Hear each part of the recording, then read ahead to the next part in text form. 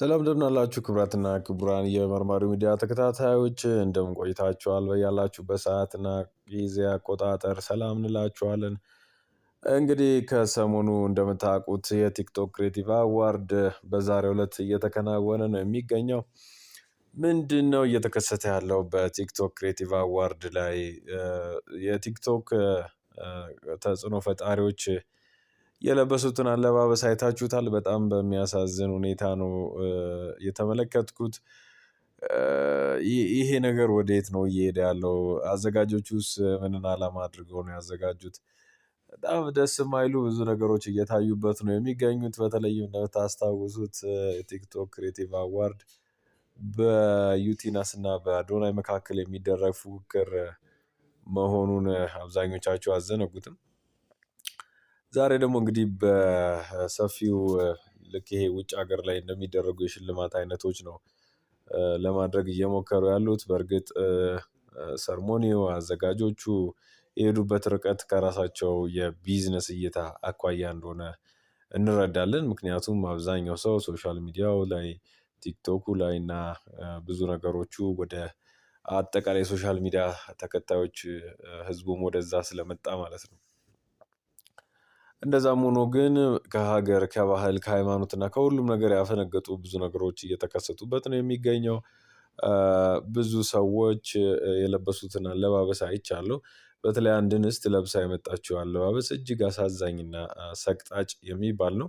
በኢትዮጵያ ሕግ መሰረት ከጉልበት በላይ መልበስ እንኳን ያስቀጣል። አይደለም ኦልሞስት ራቁትን የመሰለ ልብስ ለብሶ መምጣት ማለት ነው። እና የሚያሳዝን ነው።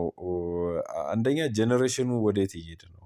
ከዚህ በኋላ ቲክቶክ እና ፌስቡክ ወይ ሶሻል ሚዲያ ላይ መታወቅ ብቻ እንደሚያኖር እንጀራ እንደሚሆን እንደሚያበላ ነው እያስተማርን ያለነው። ከዛስ እንደዚህ አይነት በክብር የታጀበ ሽልማት ውስጥ ለመግባት እንደዚህ አይነት አለባበስ መልበስ እንዳለብን ነው ለትውልድ እያስተማርን ያለነው። ምን አይነት ጊዜ ላይ ነው የደረስነው? እንደዚህ አይነት ነገሮች ሲከናወኑ የመንግስት ባህልና ቱሪዝም ቢሮ የት ነው ያለው? እና ወደፊት ግን እንደኔ የህፃናት ህይወት ተምሮ ሰው ሆኖ ሀገሬን አገለግላለሁ የሚል አንድም ትውልድ እንደማይኖር ከዛሬው መረዳት ትችላላችሁ። በጣም በትንሽና በሲምፕል በሆነ ነገር ራስን እዚህ ደረጃ ማድረስ የሚቻል ከሆነ ምንም ሰፈር ማድረግ መልፋት መድከም ትምህርት ቤት በየቀኑ መመላለስ ሌሎች የስራ ዘርፎች ላይ መታተር መጣር መጋር አስፈላጊ እንዳልሆነ ነው ለትውልዱ መልእክት እያስተላለፍን ያለነው። እና የሚያሳዝን ሆኖ ነው ያገኘሁት። በተለይም በዚህ በቲክቶክ ክሬቲቭ አዋርድ ላይ በጣም ብዙ ታዋቂ ሰዎች ተገኝተዋል። ስፖንሰሮቹን ደግሞ ብትመለከቷቸው በቃ ይገርማችኋል። በጣም ብዙ ስፖንሰሮች ይህንን አዋርድ ስፖንሰር አድርገዋል። በዋናነት ያው ጂ ፓወር ነው። ጂ ፓወር አብዛኞቻችሁ ታውቁታላችሁ። የቢዋይዲ መኪናውን ያቀረበው ጂ ፓወር ነው። ጂ ፓወር እንግዲህ አንደኛ ለሚወጣው ሰው የቢዋይዲ ሴጉል መኪና ይሸልማል። ስፖንሰር ያደረገውም ጂ ፓወር ስለሆነ ማለት ነው። እንግዲህ ከሁለት አንዱ ወይም ከአዶናይ እና ዩቲናስ አንደኛው ያሸንፋል ተብሎ ነው የሚጠበቀው።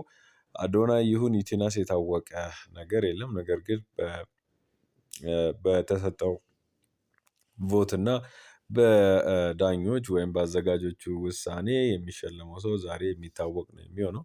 አዶናይ እንደተለመደው ከጃኒ ጋር በተለየ አለባበስ መጥቷል። የሁለቱ ነገር እንዳለ ሆኖ ማለት ነው። ነገር ግን ሁለቱም ገብተዋል ማለት ነው። እንግዲህ በዚህ ሰዓት እየተከናወነ የሚገኘው የቲክቶክ ክሬቲቭ አዋርዱ በተከታታይ አዳዲስ መረጃዎች እየወጡ ነው የሚገኙት። አንዳንዶቹ ቀድመው ዩቲናስን እንኳን ደስ አለሽ እያሉ ነው የሚገኙት። አዶናይም ደግሞ ምናልባት የዚህ ውድድር አሸናፊ ሆኖ የሚወጣ ከሆነ በታሪክ እንግዲህ የሚመዘገብ ነው የሚሆነው። ከብዙ ውጣ ውረድ ከብዙ የህይወት ፈተናዎች በኋላ ወደዚህ መድረክ ተመልሶ እንግዲህ የዚህ አሸናፊ የሚሆን ከሆነ በእጅጉ የሚገርም ነው የሚሆነው። ሌላው ከዚህ በፊት የአምባሳደርነት ሹመት ተሰጥቶታል። በተለይም የአፍሮ ሀብ ኤቨንትስ አምባሳደር ሆኗል። በእርግጥ ይህ የኢቨንት አዘጋጅ በአፍሪካ ደረጃ እየተዘዋወረ ኢቨንቶችን የሚያዘጋጅ ድርጅት ነው። የአዶናይ እንግሊዘኛ ቋንቋ አቀላጥፎ መናገር እንደረዳው ይታወቃል። ስለዚህ የዚህ አፍሪካ አቀፍ ኢቨንት አዘጋጅ ድርጅት በዋናነት እንዲሳተፍ አድርጎ አግዞታል ማለት እንችላለን። ከዛ በተረፈ እንግዲህ በሌሎች ጉዳዮች ላይም ብትመለከቱት አዶናይ በሰፊው ወደዚህ ሙያና ልምዱ እየረዳው እያገዘው ያለ ነው የሚመስለኝ። እንግዲህ በዛሬው ዕለት መጨረሻው የሚታወቀው ይህ የቲክቶክ ክሬቲቭ አዋርድ አንደኛ ህዝቡም እረፍት የሚያገኝበት ይሆናል። አንዱ ዩቲናስ አንዱ አዶናይ የሁለቱ አጀንዳ ራሱ ብዙ ነገሮችን በጥብጦ ነው የነበረው እና እንግዲህ ወደፊት የሚታወቀው ይህ ጉዳይ ዛሬ መቋጫውን ያገኛል። እንግዲህ ሴጉሏን ማን ይዞ ይሄዳል? ዩቲናስ ወይስ አዶናይ? ከሁለት አንዱ ይሆናል ማለት ነው። ከዛ በተረፈ በአለባበሳቸው በተከሰቱ ዋና ዋና ጉዳዮች እና በሌሎች ነገሮች ላይ ሌሎች ትንታኔዎችን ይዘንላችሁ የምንመጣ ነው የሚሆነው። ግን ዛሬ ያየነው ነገር አሳዛኝና ቀፋፊ ነው። በተለይም ከዚህ ቪዲዮ ጋር የምታዩዋትን ልጅ ካያችኋት እጅግ የሚደንቅ አለባበስ ይዛ መጥታለች።